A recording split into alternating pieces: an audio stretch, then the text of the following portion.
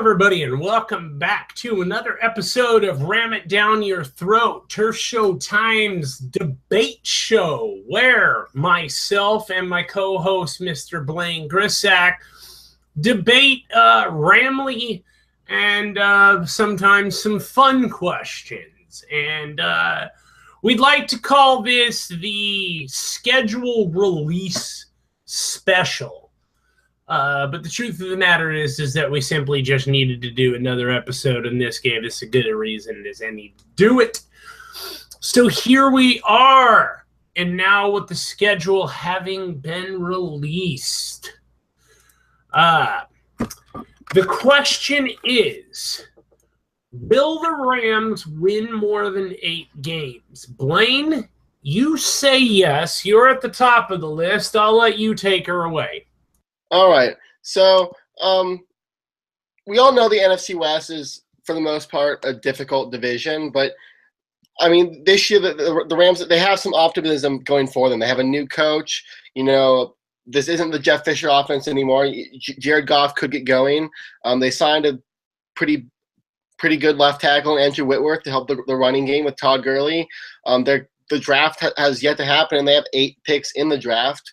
So they could get a stud wide receiver there. So just looking at the matchups and, you know, the traveling dates and everything, they play Indianapolis at home to start. The Colts have lost their last 3 opening games. So, I mean, that's a doable win right there. Washington, they're without Pierre Garçon and Deshaun Jackson. It's going to take some time for that Redskins offense to get going, not to mention Sean McVay, their old offensive coordinator, is now with the Rams. So, I mean, that offense isn't going to be what it has been the last couple of years. Then they play San Francisco, who is arguably one of the most inefficient and mess of an NFL franchise in the league. They also have Jacksonville, who's also a mess. Houston, a mess at QB. Minnesota, they have late in the season. It's in Minnesota, but Minnesota's a team that can't seem to stay healthy. They have Sam Bradford at quarterback, and they're an aging team, in my opinion. And then they have Philly coming to the West Coast late in the season. That's a doable win, I think. And then they end the year with San Francisco, which could be another win at home in LA. So that's nine wins, and I think that's maybe on a higher note of their potential, but I think it's doable. Okay. My job is to argue against you. Yes. But in theory, I wouldn't be too far off from you. However, I think the reality is that the Rams are closer to a 6-win team. Look, I agree with you about Washington, but the one thing that made my decision for me was the fact that Kirk Cousins, they were able to retain him and re-sign him. And Kirk Cousins is the kind of guy that he kind of spreads the wealth. And Washington is a much improved team when he is the quarterback. And I think that though Washington will be without a good many pieces, were this game to be played later in the year, I would favor the Rams' chances. Why would you favor them later in the year? Because don't you think that, you know, it's going to take some time for Kirk Cousins to get a rapport with his new target? I think it will take time for the Rams to adapt to what Sean McVay and Wade Phillips are going to ask them to do, whereas Washington has been in a system that, look, yes, McVay is gone, but the system is the system in Washington, and it will remain as such. Washington isn't being asked to reinvent the wheel. The Rams are, on offense and on defense. And I think that in week 2, it favors the team that has less to figure out. And I think that's Washington. Mm-hmm. But if I were doing what I call my optimist primer, I argued that this is a very winnable game because Washington, they're flying across the country. It's in LA. That's a 2,000-mile flight. Is more than that. Washington is a team that sort of ascends, and then they reach a point where they've done too well, and then it all comes back down. And it's always something different that is the cause of it. And I don't know if maybe McVay leaving will be the cause of it this time, or maybe they'll get around it. But I don't know. I never trust the team owned by Dan Snyder. Like, I don't. But I still think they can get the win in week 2. Now, let's see. Let's go down. I want to go down the schedule and see where because I want to figure out where we disagreed. All right. So the Colts, we both agree is a loss, correct? I mean, I think they beat the Colts. The Colts have lost their last 3 opening games. It's in LA. It's a home opener. The Coliseum is going to be packed with excitement with a new coach and everything. That's not going to be an easy game for Indianapolis. And neither is winning your first NFL game as an NFL head coach. It's traditionally been a humbling experience for a lot of people. Look, the Colts were 8-8 last year, and I think that they're probably going to trend back toward being better than trending back toward being worse. Until they get that offensive line figured out, it's not going to happen. And when you have a defensive lineman like Aaron Donald, he'll give Andrew Luck headaches all day. But that same thing could be said about Los Angeles. They've brought in a lot of people. And look, I'm as high on the Whitworth signing as you are, but Joe Goodberry, who is a Cincinnati Bengals writer, himself said, look, Whitworth's uptick started when, and I don't remember the name because I'm not a Bengals guy and it's not relevant for me, or it's not pertinent for me to commit it to memory, although seems like it would be relevant to have right now. His success started with the hiring of an offensive line coach. And away from that coach, he is interested to see how Whitworth does. Sullivan himself is a guy that has potential but is oft injured. Trey Jackson's a guy who, a lot of people were really high on coming out of Florida State, but he never really lived up to his potential because of injuries. And a lot of the guys that the Rams took a chance on are guys that could be good or might not work out. And I just feel like out of the gate, the Colts are a better team. But where I have the wins would be week 3 against San Francisco. Mm-hmm. I definitely think that they can beat the Niners this year. All right, look, I think the Cowboys regress toward the mean in their sophomore season with Dak Prescott, but I still think that team's too damn loaded for the Rams to beat them. Sure.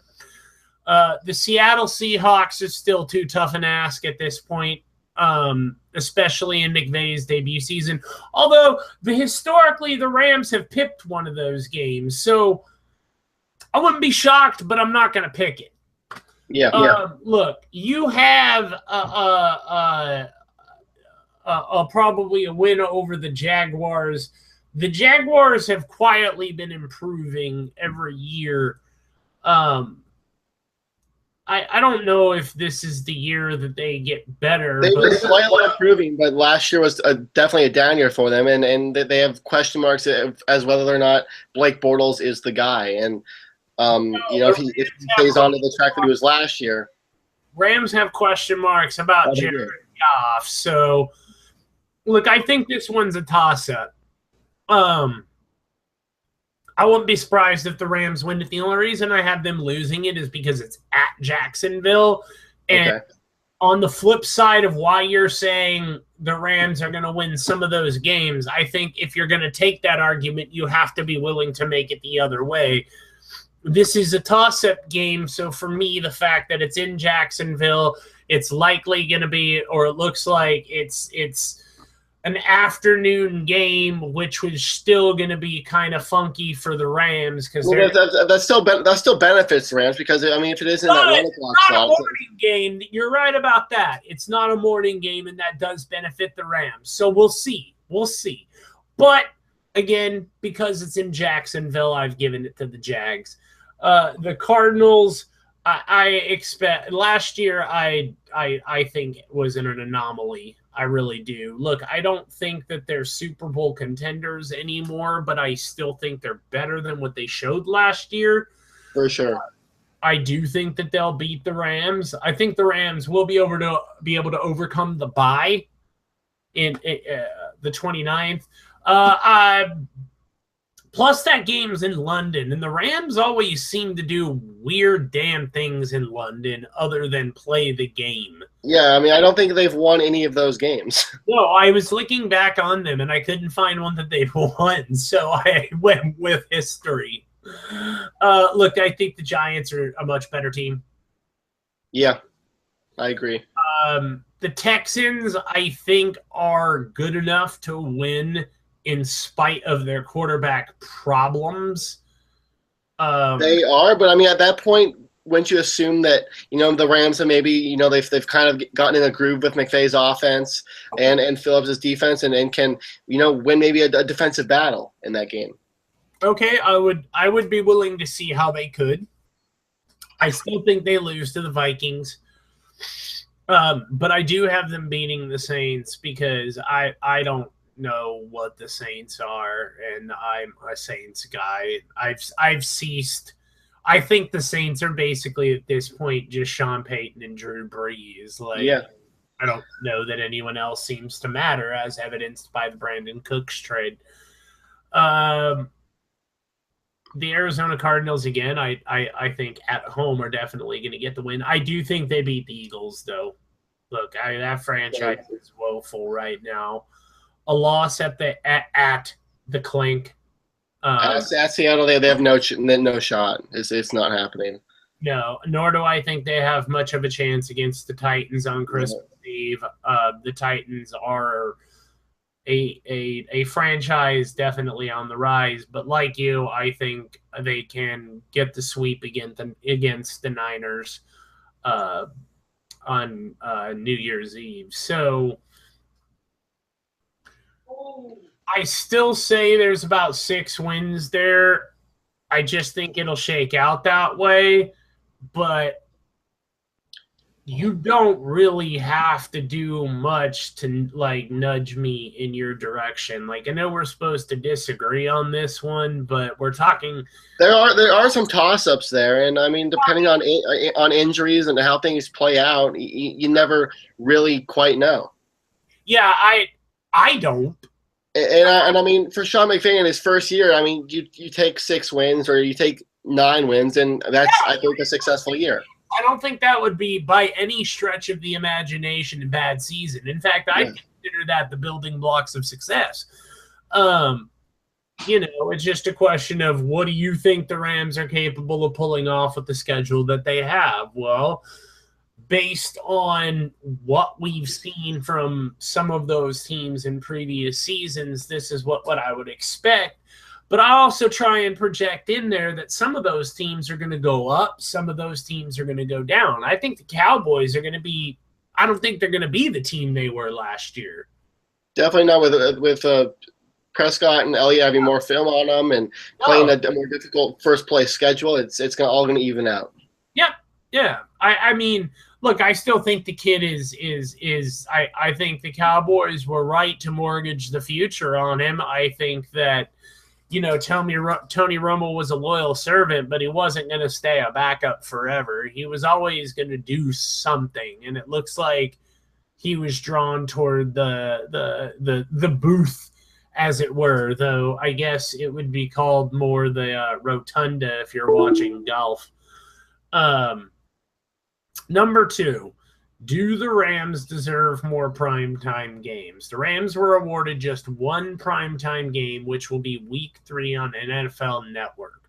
Should they have gotten more time in primetime? Quite frankly, no.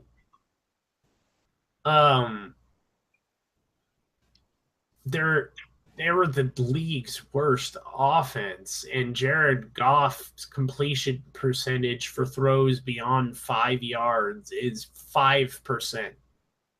5%. Not even double digits. It's we are talking about an historically awful offense. The Rams should be lucky. Look, there's always the option to flex, right? So if the Rams end up being a fringe team and doing what we think they're capable of doing, or might possibly pull off in the McVay era, maybe being like 8-18. If they are in that area, then NBC or whomever are likely to flex them into the schedule. But the simple fact of the matter is the Rams don't need more primetime games. Like, it's not a necessity. If you're in Los Angeles, the last thing you want to be doing is driving home from the Coliseum at 10 o'clock at night so a game could be in prime time. Like, as somebody who has done this with USC for over 5 years, I can assure you the number of fans in Los Angeles who are bothered by not having to leave the Coliseum at that time are zero. They're like, cool, all our games are at noon. Yeah, I mean, maybe I should have phrased the question differently. Instead, do they deserve them more than should they have gotten more primetime games? Because the NFL needs to do a better job of marketing LA if they want football to succeed in the LA market. It's a market that really hasn't had football that much in the last 20 some odd years, and the only way you're going to show light on that market is by putting primetime games there. And Thursday night games are known for being the worst of the primetime games. And here you put the Rams against the 49ers on a Thursday night game, and plus it's in San Francisco. Who's going to watch that game? Arguably nobody, aside from Rams and 49ers fans. The Chargers got 2 primetime games, but I mean the Rams are LA's team. Chargers are a better team. But the Rams are LA's team. There's more Rams fans in LA than there are Chargers fans. The Chargers are entering a brand new market, while there was a market here for the Rams in the time that they were gone. But there is a national market for the San Diego Chargers. They're just it. Like, I mean, the national market to me does not matter here. You have to build up the LA market, and the only way to do that is to put them in prime time. I mean, people, I think, want to go to the primetime games. Those are the big games. You put the Rams against the Seahawks, or the Rams against the Eagles, or the Rams against. I mean, pick a team. I mean, the Arizona, the Saints. I mean, those are teams that. Those are big time teams that fans want to see. Look, the Rams need to do a bit of winning. And if they do a bit of winning, the primetime games will follow. To me, it's as simple as that. I mean, it's tough to argue that. It is, but I think what trumps that is wanting to build the market. And to do that is by playing primetime games and putting all the cameras and lights on an LA team. The league has done Hard Knocks. The Rams also were featured on another Football in Life series. They're now being featured on Amazon's All or Nothing. I don't know how many more cameras you could possibly put in front of the Rams players. The league, at a minimum, has done their part promoting the Rams. I mean, but are fans going to watch Hard Knocks? Or are they going to watch All or Nothing? I mean, fans want to watch football games. That's what we wait months of the off season for. Hashtag. People watched it. Watched it. Did the Rams get a fair schedule? Before today, we knew the opponents, but didn't know the order in which the Rams would play them. Did the Rams get a fair schedule in terms of travel, back-to-back road games? The Rams played back-to-back home games to start the year, but later on they go a full month without playing in Los Angeles. Did LA get an unfair schedule? Now, look, normally I would say no to this, but I feel like there's a push on this one. Miles tweeted that the Rams asked for the game against the Cardinals and the game against the Jaguars to be played where they are to ease the burden of travel. In other words, they felt that by already being on the East Coast, traveling to London from there would be a much less pain in the ass than, say, playing, in Houston or something, and then having to head back home and fly out from Los Angeles to London. I think that there's something to be said for the way that the schedule was set up, but I mean, in all, I think that it would be fair. I think this one's a push because the Rams manipulated their schedule intentionally. But, I mean, do you feel they got a fair schedule? I do. I mean, last year they played only 2 true home games before Week 9, which was brutal for them. And this year they play home back-to-back to start the regular season. They leave the state of California only once in the entire month of August and September. That's very easy on travel. And then, they don't play the entire NFC West until week 8. They finished their first cycle. Last year they had finished their first cycle in the NFC West within the first 4 weeks. So, I mean, that makes the schedule a little easier. And then they only have 3 road back-to-backs all season, which, I mean, you really can't complain about. Yeah, I mean, it's not awful. And technically, one of the 3 road back-to-backs is actually a home game. Exactly. So they only have 2. Though the third game in question, the first back-to-back would be the Niners and the Cowboys. The Niners being played on September 21st, with the Cowboys being played on October 1st. Then on October 15th, the Rams will head to Jacksonville to play the Jaguars, aforementioned, because the next week they head to London to play the Cardinals in what will be considered a home game for the Rams. So, again, the Rams asked for that. So anytime you manipulate your own schedule, I feel that whatever you get is fair. Yeah. I mean that's true. I can't argue a no when the Rams. There's information when they manipulated it themselves. Yeah, when there was information out there that the Rams manipulated their own schedule. I just feel like that's disingenuous. But back to the old format: the Flash versus Quicksilver. All right, look. Right now, it is Quicksilver for me because I'm not a DC guy, admittedly, and I've said this I don't know how many times, but DC I think does a phenomenal job with their shows, the longevity, the fan bases they build with them, and I really love the Flash. And then the Flash lost me big time. Like, Barry Allen just started making decisions where it's like, hey, Barry, if you do this, the entire world is going to change. I have to do it. And you're like, what on God's green earth is wrong with you? Like, you imbecile. So overall, I guess that is as much as I know about the character of Barry Allen, which is probably unfair, but it's what I know, and I have to go with what I know, and I know Pietro Maximoff a little bit more, and I know the twins. Now, if you were to ask me, like, which one I think would win in a fight, I would probably pick the Flash just because of all of the other things he seems to accomplish. But, yeah, Quicksilver's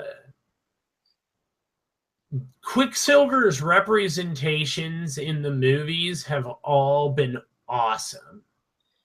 And so, yeah, and I mean, I guess with Marvel too, you have that movie advantage just because they make kick-ass movies. But I mean, well, to be fair, there were 2 X-Men movies that were in there, and the best part about actually X-Men Apocalypse wasn't nearly the disaster that people make it out to be. It's actually not a bad film. I went into it preparing for the worst and came out of it going, really? What? That's what people were pissed off about? The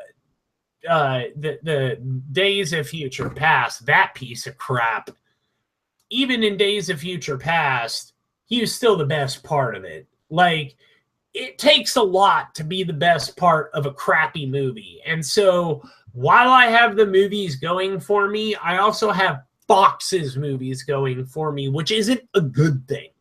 Mm-hmm. No, I mean, Flash hasn't hit the movie screen yet. I mean, he's going to with the whole Justice League spinoff that DC is doing.